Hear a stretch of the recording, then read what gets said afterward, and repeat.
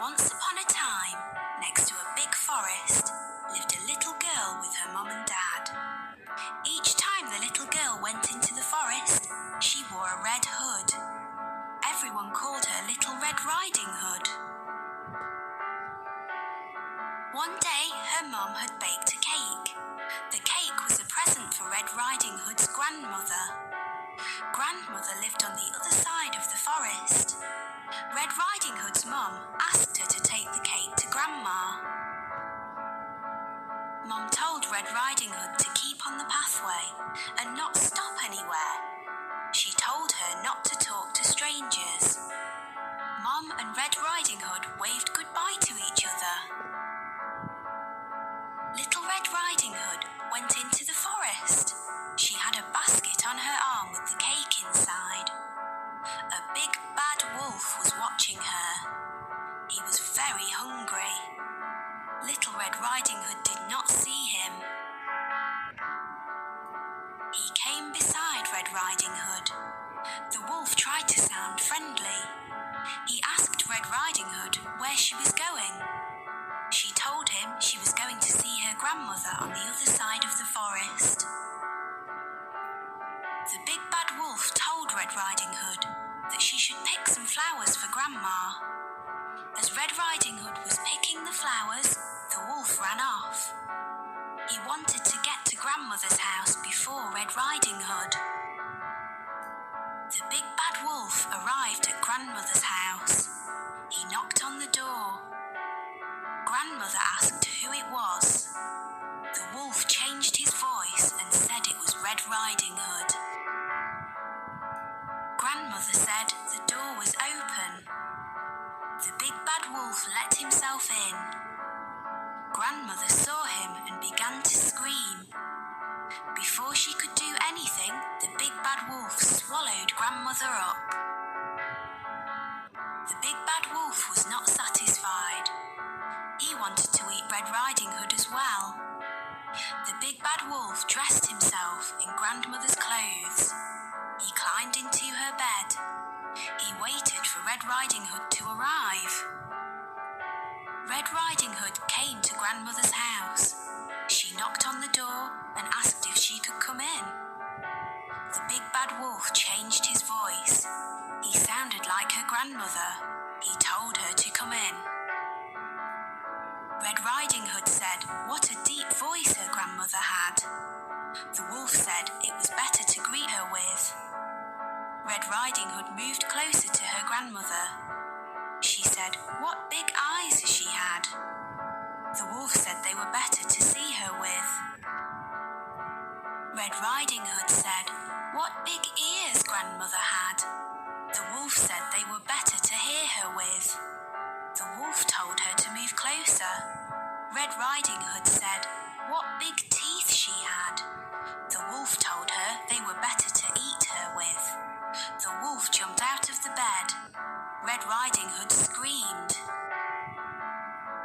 Red Riding Hood ran from the house. The big bad wolf chased her. She saw a woodcutter.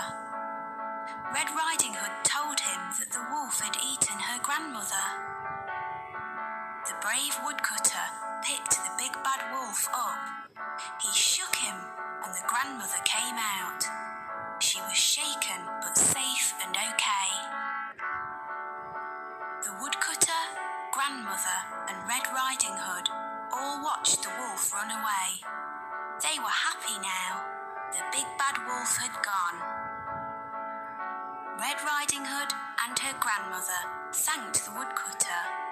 Little Red Riding Hood told her grandmother and the woodcutter that she had learnt a lesson. She would always follow her mother's instructions and never talk to strangers again.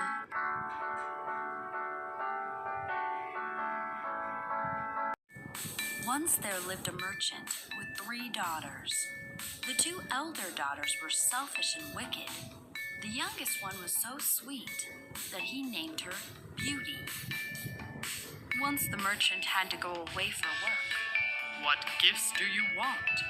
He asked. The eldest demanded a pearl necklace. The second wanted diamonds. Beauty asked for a red rose. While returning, the merchant had gifts for his 2 elder daughters, but he couldn't find the perfect rose for Beauty. Suddenly, he stumbled upon an enchanting castle and went inside. There was no one in the castle. Strangely, a royal feast was laid out at the dining table. He was very hungry, so he ate the food. He went upstairs and went to bed. Next morning, the merchant saw some beautiful red roses in the garden of the castle. Wow, I must take one of these roses for Beauty, he said. A scary beast appeared and demanded to know why he was stealing his rose. The merchant replied that it was for his daughter, Beauty. Then you must send Beauty to live with me, the beast replied. On reaching home, the merchant's voice trembled as he told Beauty everything. I must go, Father, Beauty said. Bravely, Beauty went to the castle. The beast always treated her with kindness and respect. Soon, she became fond of him. After some days, Beauty started missing her father badly. Beast let her go home. Beauty promised to return soon. Her father was delighted to see her. Her sisters claimed to be happy, but they were furious to see her return. Beauty loved her family's company. One night, she dreamed of the beast lying on the floor in poor health. She went to the castle immediately. She found the beast in the exact same condition. Why didn't you come back soon? Gasped the beast. She sobbed. He asked her to marry him. She agreed immediately. Instantly, the beast turned into a handsome prince. Oh, Beauty, thank you. A wicked magician turned me into a beast. The spell would only end if a beautiful girl were to promise to marry me, he said. Soon they were married. The merchant was very happy with the marriage. They lived happily ever after. The mice had a meeting to figure out how to deal with their common enemy, the cat. Some said this, and some said that. Many ideas were discussed, but the mice could not find a solution. At last, a young mouse spoke. I have a plan. All we need to do is put a bell around the cat's neck. The bell will ring whenever the cat moves, and we will be able to run away before she comes. All the mice were surprised upon hearing the plan of the young mouse and started celebrating.